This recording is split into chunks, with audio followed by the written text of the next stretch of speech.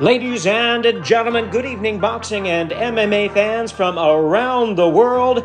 Introducing from Bassett, California, the third man in the ring, Popeye Ray. Hey, welcome to Third Man in the Ring. I'm your host, Popeye Ray. Before we get started, guys, share this, tell your friends to get on YouTube, Ref Popeye Ray or Third Man in the Ring.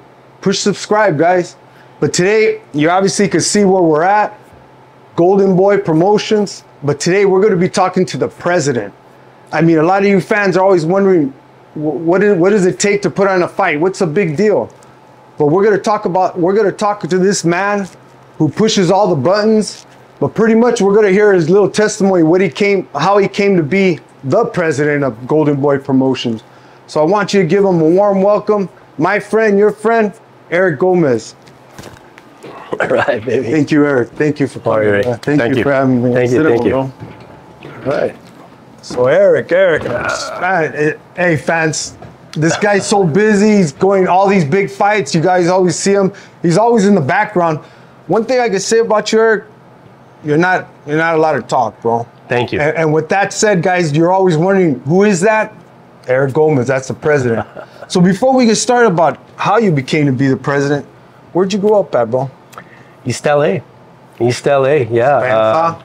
East LA, that's right. Born and raised in East LA, 1973. Yeah. East LA, huh? And what was your family life like? No, it was good. You know, my family immigrated over from Mexico, from Guadalajara. So you speak Spanish? Yeah, hablo español muy bien. Oh, there you go. That was my first language, like most of us. Yeah. And yeah, we grew up in East LA, and my dad was a hardworking Mexican. Came over for greener pastures here to the United States. Just make a better life for his family. All my brothers and sisters. How many siblings in them? There's 10 of us. Wow. I got 10 brothers and sisters. I got 10 brothers and sisters. Very proud of that. Where are you at it? I'm actually the first one born in my family in the United States. I'm the 8th of 10. 8th, wow. I'm the 8th. So first one born. I got 2 siblings underneath me that were also born here. But the majority of my family were born in Mexico. So is it fair to say, Eric, that you learned English here? Yeah, I learned English here. Wow. Watching cartoons. Yeah. That's crazy. Well, what elementary did you go to? Went to Ford Boulevard Elementary in East LA. Went to Griffith Junior High School. And Garfield, graduated from Garfield. Garfield, that's Garfield, a big rivalry there, huh? Yeah, with Roosevelt, yeah. Mike Beltran, what school did he go to? Yeah, Mike grew up with me. We grew up together. We played football together in the football team, and yeah, Mike's my boy. All right, that's our guy, yeah. So, what sport did you play before you got into where you're at today? I got into boxing. I played football. I played football on the football team in high school. And that's a major rivalry. They do it once a year. This year, once a year. They had it at the Coliseum. At the Coliseum, yeah, at the Coliseum. Wow, that's a big one. Garfield Roosevelt. It's a huge rivalry. A lot of history there. It's the biggest football rivalry, high school rivalry, west of the Mississippi. Yeah, I've heard about that since I was a baby, man. Yeah, exactly. So tell us, Eric. How did you come into being the president of, as far as I know, one of the biggest promoters in the world? Well, I was fortunate enough to grow up with Oscar. Oh, okay. Yeah, so we were friends since kindergarten. We met in kindergarten. Wow. So we both went to Ford Boulevard, grew up in the same neighborhood pretty much. And, I started working with him when I was going to college. I was going to Cal State LA. And I started working with Oscar when I was around 22, 23 years old. Mm-hmm. And the way I started was he needed help with his foundation. And I was the director for his youth center. So he had a youth center in East LA, Royal Heights, where it's now the high school, the Oscar de la Hoya High School. And that's right. And it used to be a youth center. It was the old Resurrection Gym where he used to train before he went to the Olympics. That's where he trained. Shack there. Exactly, yeah.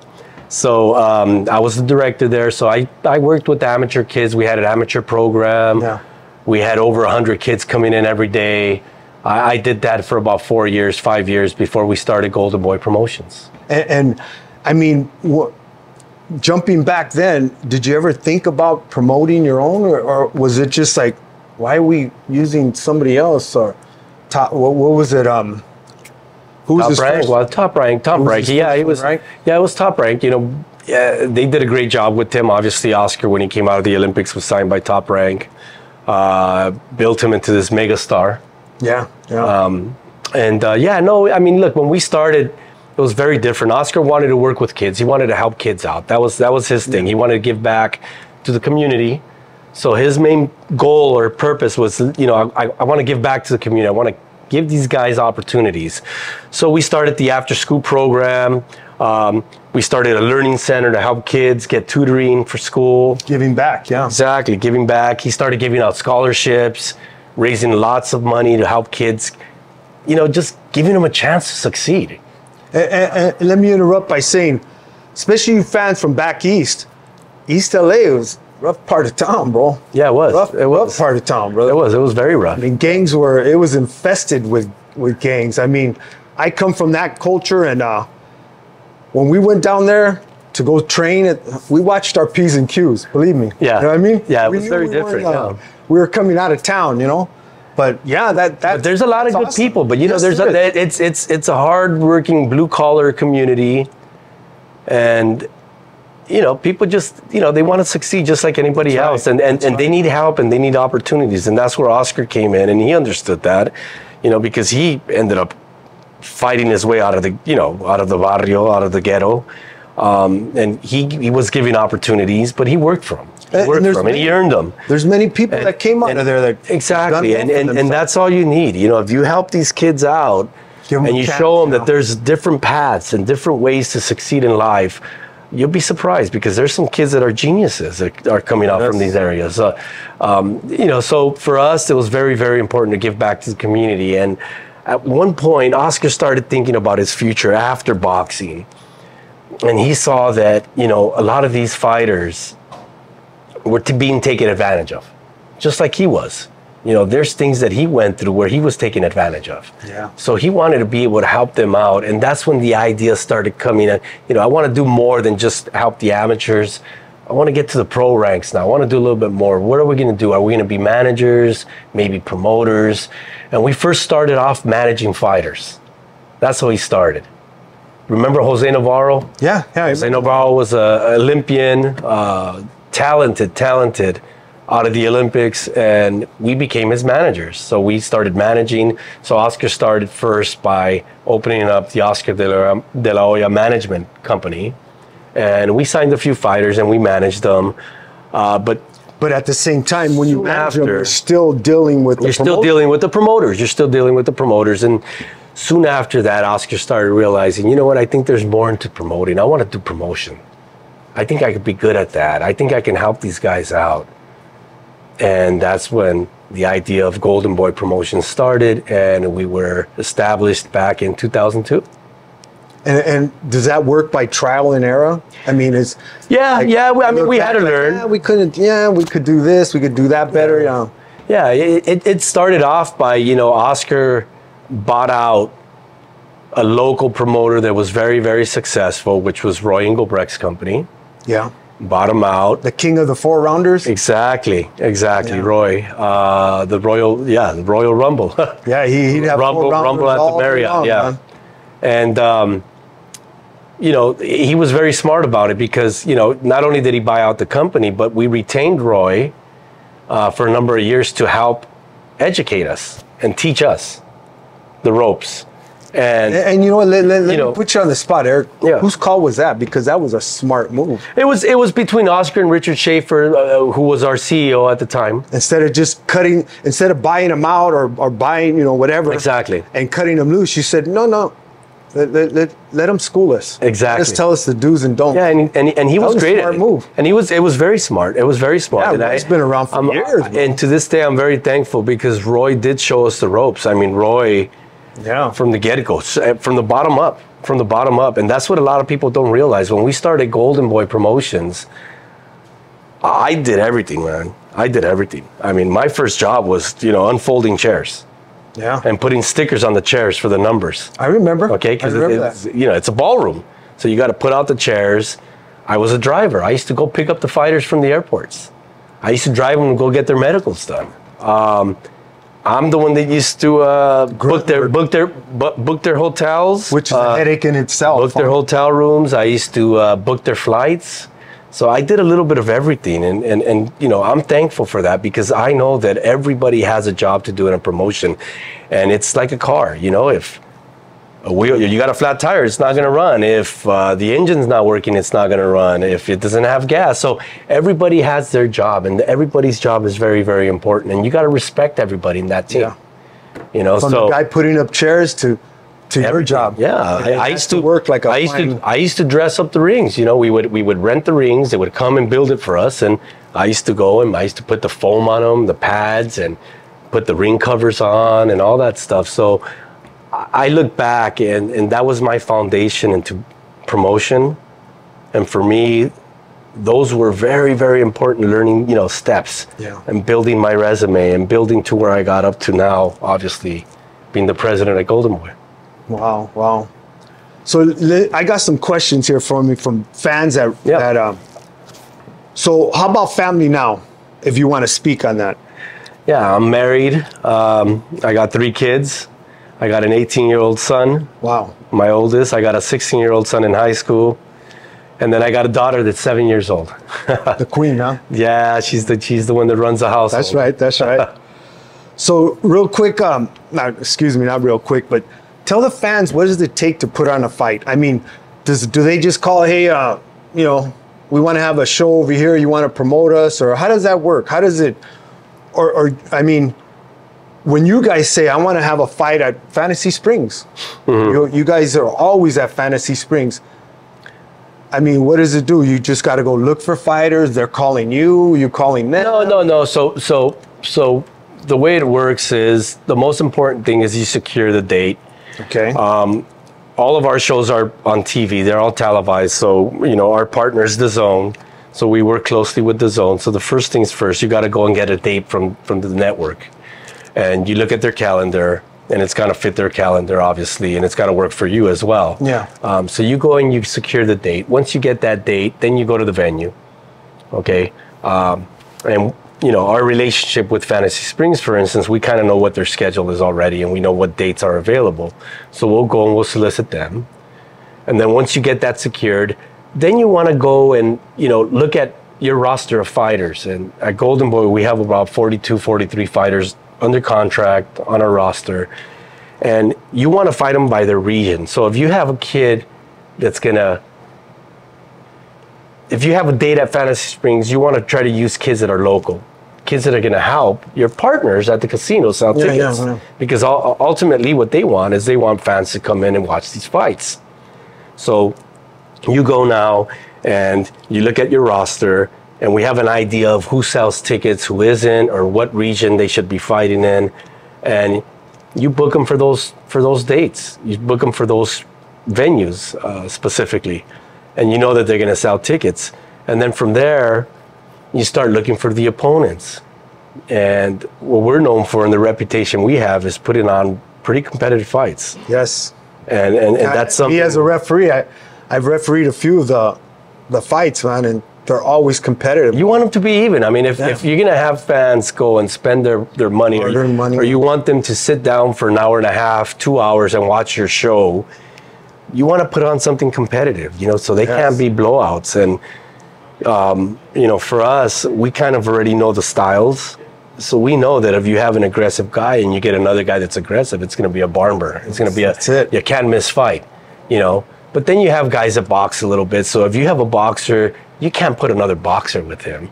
You got a match. Yeah, exactly. So if you have a guy that kind of boxes a little too much, you want someone that's going to be aggressive, and you mix and match, but you want to make competitive fights. Then after you do that, you secure the fights, you go to the commission, you secure the date with the commission, you start working on the paperwork, getting the fighter's license, the fight's approved, start selling tickets, you have sponsors to get involved, you start building out your show. And, you know, the rest is you wait for fight night. Yeah, wait for fight night. So, Eric, tell the fans when this does come, I mean, obviously you already know what you're doing, but is there bumps in the game? Is there very much so, very much so. I Is mean, there there's some fighters like, well, I want this, I want that, or you know what, I need somebody to come with me. Yeah. Especially these not all your contract fighters are from California, are they? No, they're not. No, they're not. We got fighters from all over the country. We got a few international fighters out of Mexico. We have kids from Hawaii. We got a few Asian kids. So they come from all over the place. We got kids in the UK. So if you don't mind telling the fans, when you bring somebody from Mexico, who is he allowed to bring that you're gonna transport? So the way it works with us is they have their team. They have their team. So it's fighter, and their corner normally is either 3 or 4 guys. Okay. And you bring them over. So they're not going to Sometimes you'll bring a manager. Sometimes you'll bring a manager. You'll work out a deal. It's part of the negotiation. That's what I wanted the fans say, to know. okay, the manager comes as well with them. So you book their flights, their hotel stay, all that stuff. And you bring them out. But sometimes do you have to say no to their tia and their tío to come with them? Yeah. Normally, it depends how big of the fight is. If it's a big fight, a world title fight, you'll work with them. You'll work with them. You know, they'll want a couple of additional flights. You'll throw in a couple of additional flights. But now it's a bigger fight. Everybody's making more money. So, you know, you work with them. Sometimes they want to bring their parents with them. Okay, no problem. We'll cover your parents. It's all in the negotiation. It just depends on the level of fight it is. Yeah. That's cool. So, what does it take for, let's just say, me, Canvasback Corona, aka Piñata, wants to come and, you know, Eric, I want to fight for you guys. Yeah. I mean, what are you looking at in a fighter? Because let's be honest, Eric, everybody would love to fight for you guys. Yeah. You guys are the top dogs. Yeah. But if it's Piñata Corona and aka Canvasback, what are you going to tell me, bro? I mean, look, we are very fortunate that we get the cream of the crop because we've established ourselves. Yeah. That's the word. Oscar's got a name, you know, the brand is very, very strong. So yeah, people instantly, you know, they sign with Golden Boy and their value goes up all of a sudden. Yes. Okay. So we get to get the pick of the litter, per se. But at the same time, you do want fighters that are fan friendly, that are going to make good fights, that are aggressive, because ultimately you got to provide the fans with good fights. Yes. So not necessarily if you're not an Olympian, if you didn't have an extensive amateur background, but you make good fights, you're aggressive, you're fun to see, we'll give you an opportunity. We'll put you in there, okay? Because the guys that are Olympians, the guys that are very successful, a lot of amateur fights, yeah, we're going to go after those guys because those are the guys that normally have a better chance of winning a world title. Mm-hmm. But there's always that diamond in the rough. Yes. When I scouted Canelo, and I bring up Canelo because he's fighting this Saturday, Canelo didn't have a lot of amateur fights. Canelo only had like 60 amateur fights. So he didn't have a lot of amateur fights. But there was something about him. And I first met Canelo when he was 15 years old. And he was sparring with world champions already at 15 years old. And he was doing good against them. So I already knew. You know what? We're going to give this kid an opportunity. We're going to give him an opportunity because I've seen him in the ring. I've seen him in the gym. He's sparring fighters that are already world champions, and he's giving them a run for their money. You know, he's able to hold his own in there. So, you know, you have to have a good eye for that, and you have to see that. And you were right. And obviously, exactly. So I was fortunate enough to be able to sign him when he was 18 years old. And even his first fight under Golden Boy, he wasn't that impressive. You know, his first fight, when we brought him over, the first fight he ever had in the United States when he turned 18 years old was at Casino Morongo. And he fought, and he won, but he wasn't that impressive. But it took time, and he kept building and building, and obviously he's the megastar he is today. And be honest, Eric, which I know you are, but Yeah. that day when he fought, did you know, give him time, or you know what, did I make a mistake? You never know what you're going to get. You never know what you're going to get. You know, we brought him over. He did fight a good fighter, a fighter that had a lot of amateur experience. He fought Larry Mosley. No relation to Mosley. Yeah, I know Larry. But Larry Mosley was a top amateur, national champion. So we knew that he was going to get tested, Canelo. And he beat him. He beat him every round. It went to the decision, but he wasn't that impressive. But there was things that I saw in the fight that I felt like, okay, he just needs a little more experience. He just needs a little more experience. He'll get his feet, you know, into it. And, you know, but yeah, and eventually he ended up getting a lot better. And do you and Oscar, you and other people in the Golden Boy promotion, do you guys talk about this? And you know with Oscar mainly, Oscar's got a good eye as well. So I like to do a lot of stuff with Oscar. We've had other matchmakers as well. So I would pick their brain. I was fortunate enough that my teacher was Don Chargan. Oh, yeah. A lot of people don't know who that is, or maybe, you know, but he was a Hall of Fame matchmaker and promoter. Yes. He just passed. He passed away. About 3 years. He passed away about 4 years ago. 4 years ago. But he was my mentor. He was my teacher. So, and he was a great matchmaker. So there's things that he taught me and things that I would key in on. So, and a lot of times when I'm looking at fighters or we're scouting fighters, I like to send Oscar video and we'll talk about it. So you scouted most of them? Yeah, most of them. Yeah. Wow, that says a lot. So you got my first job when we started Golden Boy. That was my job. I was the matchmaker. So I was the matchmaker, and when we started Golden Boy Promotions, and I worked my way up, and then eventually I became president. So I don't say no names. I don't want to hurt their feelings. Did you ever go out to a sparring and say, maybe not right now? Yeah. There's a lot of fighters, and it's look, it's unfortunate because signing with Golden Boy can really change their lives. Yes. But at the same time, like it's it's a sport and it's a business. It's a business. And we can't have them all. We can't have them all. There's no way we can have them all. And sometimes, tell me if I'm wrong, Eric. Sometimes when you say no, it can drive that fighter to say, well, I got to get better then. You know what I mean? I got to try harder. They got to get better. But, sometimes, it's not about that. You have to have talent as well. You got to be talented as well. Obviously, that was my problem. But that's another story. Yep. Hey, so, Eric, what's the criteria you see in a fighter besides being good?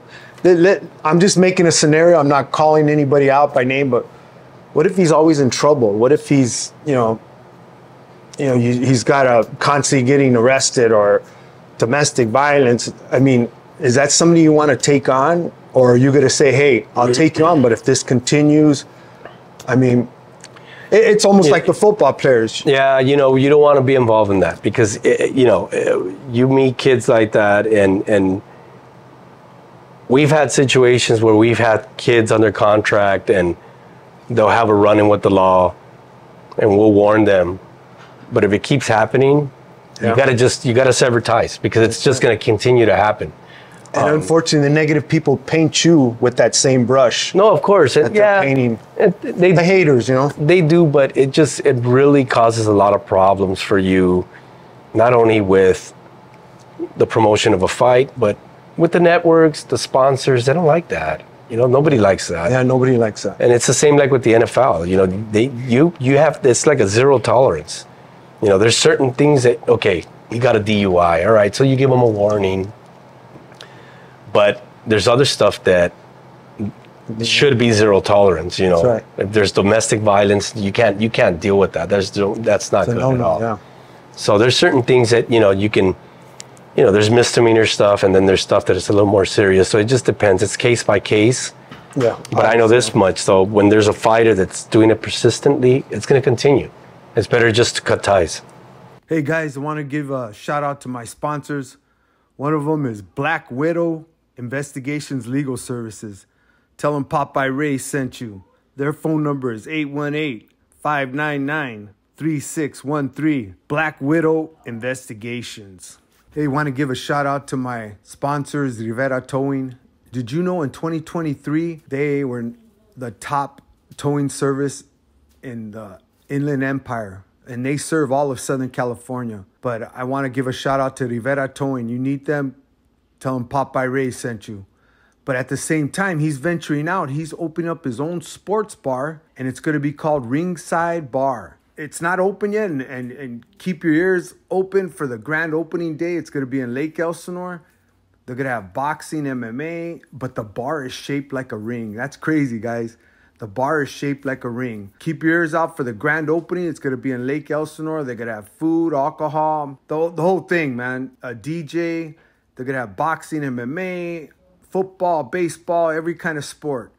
But check them out. That's going to be Rivera Towing, and they're owner of soon-to-be Ringside Bar. We want to also thank our friends at CalStar Roofing. CalStar Roofing specializes in residential roofing, installing concrete roofing tiles, and composition asphalt shingles. They have been serving the Inland Empire for over 31 years. Call on CalStar Roofing for all of your roofing needs. And when you have a fighter and he's under contract, and again, you don't have to mention no names, when is it time to say, time to retire, or you know what, the game's over? Or, I mean, do you bring them in? Do you sit them down? Or it's hard. It's hard. That's a hard thing, because especially if it's a kid that's been with you for a long time. Well, real quick, let me interrupt you. Paul Benke had said one time, he goes, you know what, Ray, when I finally retired, it came so quick. I missed the limelight. I missed that attention. I missed, and I went through a deep depression. So how would you just make up a scenario? You bring a fighter in. Does he pretty much know? I know what I'm going for. No, they never know. They never know, because, with the fighter, it's very, very different with the fighter, because what makes them great, especially the fighters that become world champions and they have a lot of success, that desire, that fire, it never goes out. It never goes out. And in their mind, they still can, dissect another fighter. They know how to beat them. Yeah. They see that their mind is constantly working. The problem is that the body changes, and the body doesn't react the same way. And unfortunately, the fighters are always the last to know that. You see it, because you see their development from when they're young to when they get to their heights. But then it starts going down, and and their body just doesn't react the same way. We're, through experience and through years and years of doing this, we're taught to see certain things in fighters. Yeah. First, their legs start going. They don't have that bounce anymore. And maybe they can still punch, and maybe they still work hard, but their body just doesn't react the same way anymore. I mean, it just, from an official side, sometimes you got to save a fighter from himself. That's exactly true. Yeah. He's got chingon cora. I mean, he's just big heart, but he just will not go down. That's what my teacher used to always tell me. You got to save them from themselves. Yes. And it's your job to save them from themselves. And they'll fight you, because fighters fight. Yeah. They'll fight you. They don't want to accept that it's over. A lot of them don't want to accept it, and it's sad. Yes, it is. But I understand it, because they still have that fire inside. It never goes out, man. They're competitive. They're very, very competitive in anything they do. So it's really hard to take it. They take it as a defeat when they say, very few fighters leave at the right time. Very few. Yeah. Very few. They just want to keep going and going and going. That's why you'll see guys like Roy Jones, and he was fighting, late in his career, because he still had that fire. He still wanted to prove that he can beat guys. And it's unfortunate. Yeah. Yeah, that was sad. But, so what's required of your fighters when they do sign with you guys? What are the do's and don'ts? I mean, their job. Is every contract different? No, they're all pretty similar. Obviously, some are altered a little bit, but our main thing, where they're at as well. Our main thing is they have to train. They have to be ready to fight. They have to make weight. Okay? Well, let me stop you on that. I know the commission taxes them when they don't make weight. Yeah. What does Eric tax them with? Look, they already a verbal chewing or what? Yeah, I mean, look, they if it persists, then you know what? You start putting really steep penalties on them. You give them the benefit of the doubt. You give them the benefit of the doubt. The commission taxes them. The opponent taxes them. But if it continues, you have to start putting really steep penalties and just start taking money away from them, because it's not fair to the promotion. It's not fair to everybody involved. That's their job. Yes. Their job is to train to be ready and to make weight. That's their job. Now, it's understandable sometimes when they're growing. You get these kids that are... That's the hard one, yeah. That's when it's hard, because you do have these kids, like, for instance, that are early 20s, 21, 22. They'll win a title. They'll make weight. They look incredible. You schedule them 3 months later, their body changed. Yeah. They grew, and they won't make weight. So that sometimes you have to be able to understand that and accept that. That's where you make the change about going up, maybe? But exactly, because their body's changing. But when they're a little older now, and it's persistent, and they keep missing weight, that's just irresponsible. And it hurts the fans' feelings. Mm-hmm. It hurts his fans' feelings. And I'm not gonna say it's unprofessional, but something's got to change. Something's got to change. Yeah. Yeah, definitely. Exactly. Yeah. So, let me ask you something about referees and judges. What would you like to see better from us? Because let me toot California's horn. We're the most trained, in my opinion. Andy Foster, Mark Ralia, they hold us accountable, bro. I'm serious, and I'm not gonna mention any names in other states, but we have officials, Eric, from all over the world coming to Jack Reese, Tom Taylor, Russell Morris arbiter class. And that's only to say, and this is my opinion, that because Andy Foster holds us accountable, he straight out says, if you embarrass California, you're not going to work for a while. Mm-hmm. You will work, but you're not going to work for a while. Yeah. But with that said, when all these things that are happening in other states, and I'm not saying we're perfect, but we're pretty close to that, what would you like to see from our judges first, and then I'll ask you about refs? Well, look, first and foremost, California probably does the most shows in boxing every year. Yes. More than any other state in the United States, maybe. I think we're only second to Japan. That's what Andy. Yeah, maybe around the world. You're probably right. But California does it. So you guys have the benefit of getting a lot of work and the experience of being in there. But just to be fair and impartial, I mean, sometimes some referees get a little too involved in the fight, and it could seem like they're favoring one guy over the other. There was a situation that just happened in New York with Ryan Garcia, and we got a lot of hate mail about the referee. He probably had a bad night. I get it. I've been doing this for such a long time that I know that sometimes referees, they have a bad night too. Like any official, even judges, sometimes they have a bad night. But the best referees are the ones that you don't even notice. Thank you. And that's what those Jack are the best and Tom ones. tell us. The best compliment you could give me, I didn't even know you refereed that fight, Ray. Yeah. That's all I want. When you see a great fight, and you nobody ever says, oh, the referee was, he was the third man in the ring. No. The only reason or the only time they mention the referee, and it's unfortunate, is when there's a controversy, when something bad happens. That's right. And again, when somebody says, you did that fight, Ray, I just say, thank you, Jesus. That meant wasn't seen. The fight isn't about us. The fight's about the fighter. We're just there to keep them safe and enforce the rules. Of course, yeah. I'm not speaking on other officials, but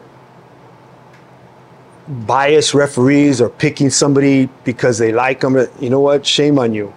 I would like to think that doesn't happen, because from where I grew up and how I grew up, I would never sell my soul for any fight, bro. Yeah. I don't think, and you bring up a good point. You bring up a good point, because a lot of fans, they've always come up to me and say, hey, do you guys fix fights, or are fights fixed? No, you know what? Look, in this day and age, maybe in the old days that used to happen way back when the mob was involved in boxing, everybody's job and reputation right now is so delicate that if anybody was fixing fights, it would come out. Oh, with the phones, it would come out. all the everything, phones everywhere, bro. everything. So that doesn't happen. Yeah, it don't happen. Okay, but fights can be influenced. Yes, and I'll explain to you. please.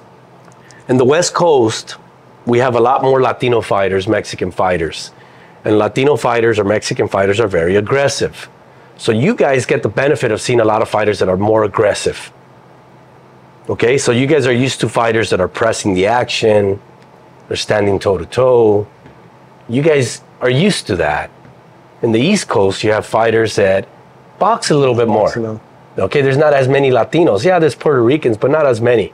You have a lot more African American fighters, or you know, exactly, or Caucasian fighters, and they appreciate a lot more boxing skill back east.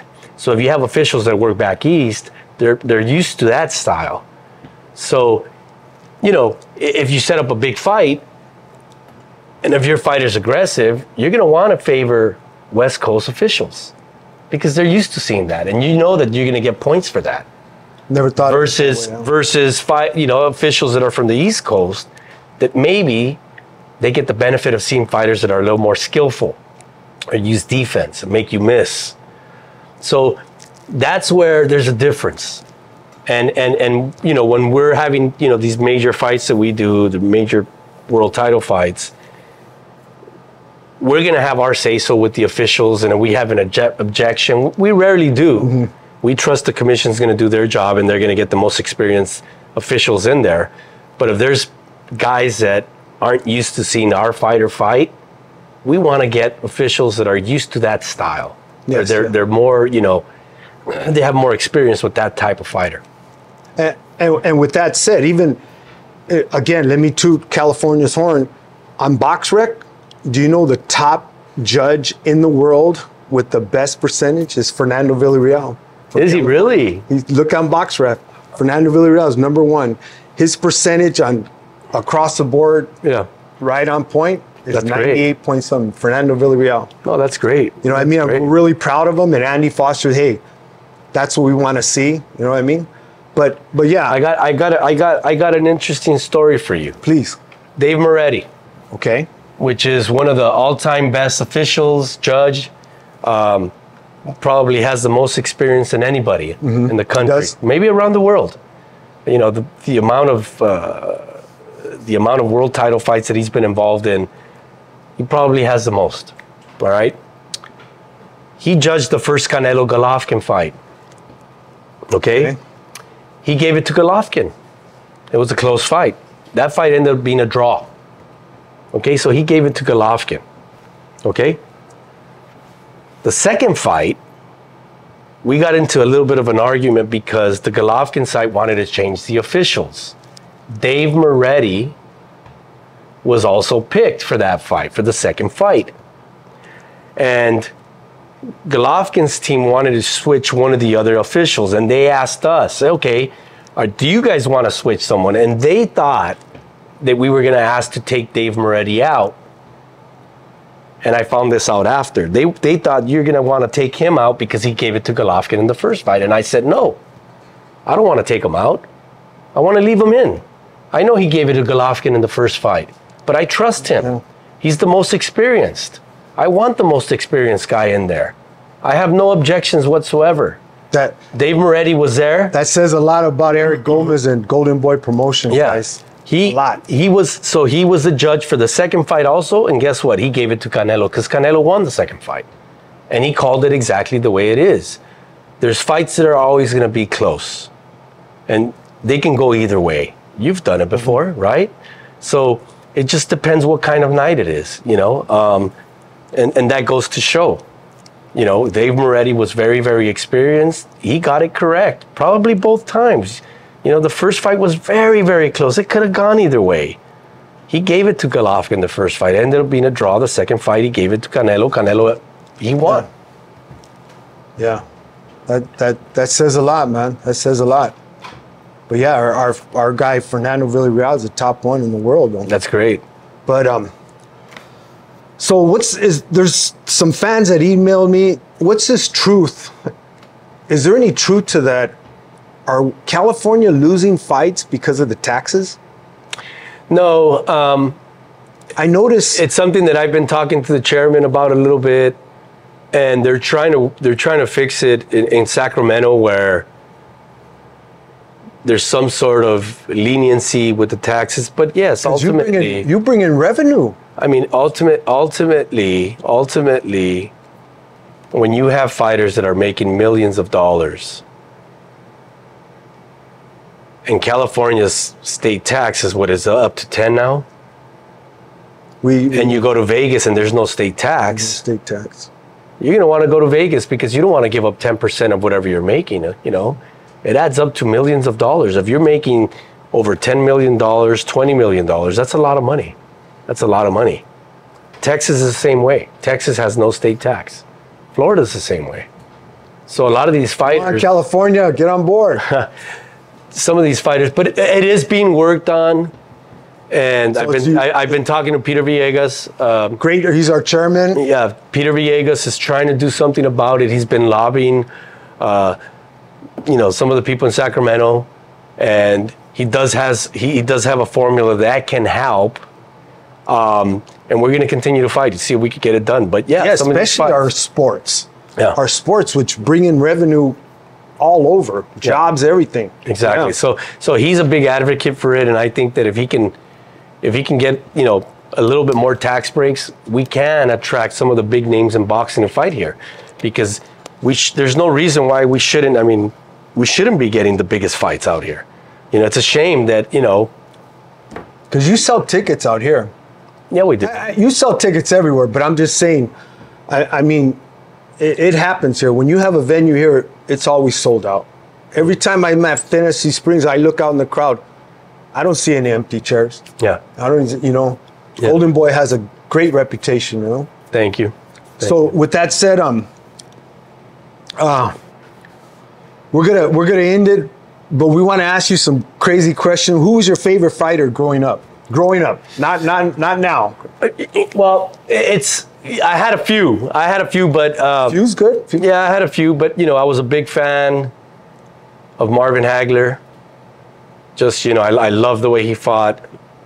He had the name Marvelous Marvin Hagler. Yeah.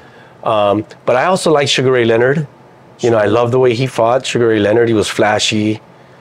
But the first fighter that got me into the sport, or the one that I remember being a young kid, I was 6, 7 years old, was Roberto Duran. Roberto Duran was just, he was a great fighter, but I would say them, and it's funny that they all ended up fighting each other. They all fought each other. That's right. Yeah, but those were the guys when I was growing up that I looked up to, and then after that it was Chavez, obviously, being Mexican and Mexican American. Chavez was someone that really gave you a lot of pride and made you feel good inside that there was a guy that was succeeding, and he was one of the biggest names in boxing.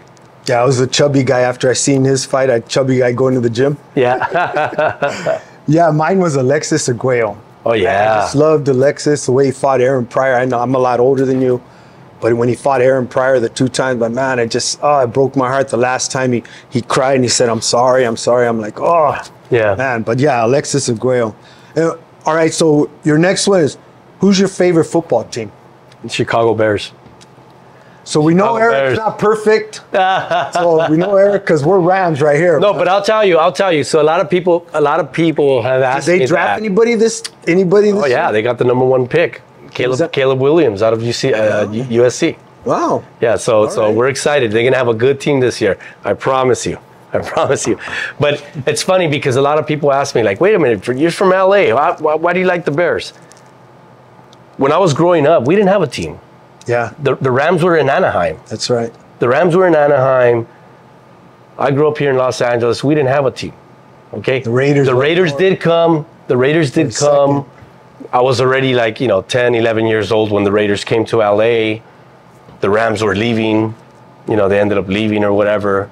But when I got introduced to football by my older brothers, we didn't have a team here in LA. And the guy that I fell in love with on TV, watching him on TV, was the number one football player at the time was Walter Payton. And he had a nickname, the Sweetness. Yeah. And whenever we would look for football games on TV, and back then, you know, you would get 1 or 2 games, that's it. You know, it was either Channel 2, Channel 4, right? Or Monday Night Football. Monday Night Football was around. Which was awesome, yeah. Yeah. I would always look for him. And whenever I would see him, I just loved the way he played and the way he ran. He's bad, bro. You know, he ran on his toes, and he had, Yes. you know, he was just beautiful to watch.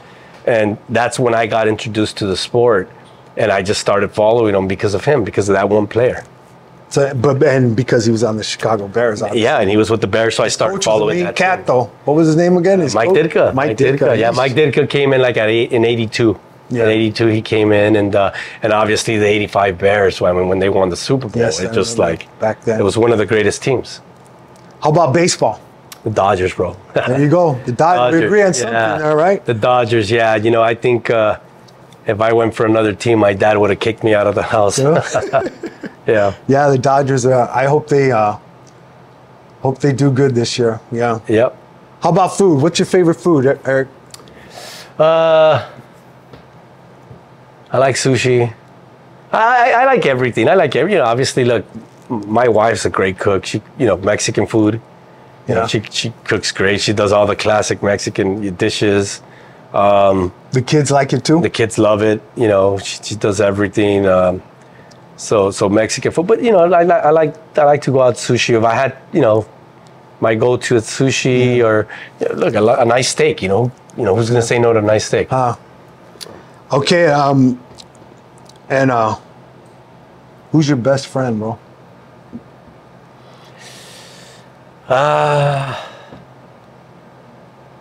You know, obviously, while growing up, it was Oscar. Yeah. It would have to be my wife. My wife's my best friend. Yeah. Made some points there. That's right. I'm gonna sleep good tonight. That's right. That's right. Because you know what? I even tell my boys, I have 5 sons, I say, you know what? After God, your best friend should be your wife. Yeah. Because without a solid woman behind you, bro, it's hard, you know. If my wife ain't got my back, bro, I just can't function through the day. Oh, exactly. You know what? And they have to be, you know, because it's a partnership. That's right. It's a partnership, and they have to be, especially when you have kids, you know, because, you know, raising kids is tough. You know, it's tough, you know, especially when they get into the teenage years. And, oh, my God. I'm sure your 16-year-old knows everything, right? Yeah, they know everything. Yeah. And, you know, and you got to keep them on the straight and narrow. And, that's right. And you start appreciating your parents a lot more because you start understanding what they went through. And now you're like, oh, now I know why they used to tell me that. And now I know this and that. And, you know, so yeah, it's a team. It's a team. And you got to, and that's the person you live with. And that's the person you spend the most time with. So it's got to be that person. There you go. Mrs. Gomez, thank you. But with that said, can the fans walk up to you, Eric, and say hello? Always, man. Anytime. In fact, I appreciate it, man, when they come out and they see me. I'm saying this, but just don't be disrespectful. Yeah. Come out right. Come right to Eric. You know, and he'll answer anytime. No, anytime. Look, I appreciate the fans. I wouldn't be in business. I wouldn't be able to make a living if it wasn't for you guys, the fans. And I appreciate when the fans come and they thank us or they have questions or whatever. Yeah, you're gonna get a couple of people that are disrespectful, whatever, but it's all good. You know, I as long as they don't touch me. That's right. But when I'm working, sometimes, obviously, I'm working. But you know, before a show, after a show, they can come up to me, and I love answering questions. You know, that's something that's part of it. So, well, before we get off, Eric, I want to know if you can make a prediction on this up and coming fight this Saturday. It won't be shown. This won't be shown till after the fact. But how do you see the Canelo Mugabe fight? Munguia. I'm sorry. Yeah. I have this feeling, man. Munguia's gonna win. He's a young puppy. Munguia's gonna win. Canelo's a great fighter. Yes. He's gonna go down as one of the greatest fighters ever. He already has, you know. I'm very blessed and fortunate that I was part of Canelo's life for 11 years. I was in the trenches with him, made most of his fights, and I appreciate that, and I appreciate him, you know, because it was great, you know, being involved in those big fights that we did together. Yeah, And I'm never gonna forgive that, and I'm appreciative, and you have to be. But boxing's unforgiving, man. And if there's one person that's undefeated, always undefeated and undisputed, and that's Father Time. And it catches up to everyone. And I just think Canelo waited a little too long to fight Munguia. If he would have fought him a couple years back, he would have beat him. But I just think it's Munguia's time. It's Munguia's time. It happens to all fighters. And not to take away from Canelo. No. And you know, and I just feel that it's Munguia's time. Munguia's going to win this fight, whether it's by stoppage or by decision. He's going to win it. It's his time. There you go. And I'll tell you this much: it's going to be a great fight. It's going to be a historic fight. It's going to be a historic fight. It's going to go down as one of the greatest fights in history because of the styles, because of the heart, the desire. They're both Mexican. On Cinco de Mayo. On Cinco de Mayo. So it's going to be great. So, hey, Eric, I just want to thank you from the bottom of my heart. And again, guys, he's so busy. I had to just, I mean, hey, can I get you on my show? But I just want to thank you, Eric, for coming on. Thank you, Ray. This is fun. It's been fun. Anything you want to say before we get off? No, thank you. Thank you, fans. Thank you for supporting Golden Boy throughout the years. We're going to continue to try to bring you the best fights we can. We're going to work hard at that. We can't always bring you the best versus the best. We're always going to try. That's right. But because of politics, we can't always do it. But thank you for supporting us. And Ray, don't miss Ray's podcast. It's a great podcast. Third Man in the Ring, guys. I've been following him, and he's doing a great job. So I'm proud of you, Ray. I'm proud of you and all your success. God bless, guys.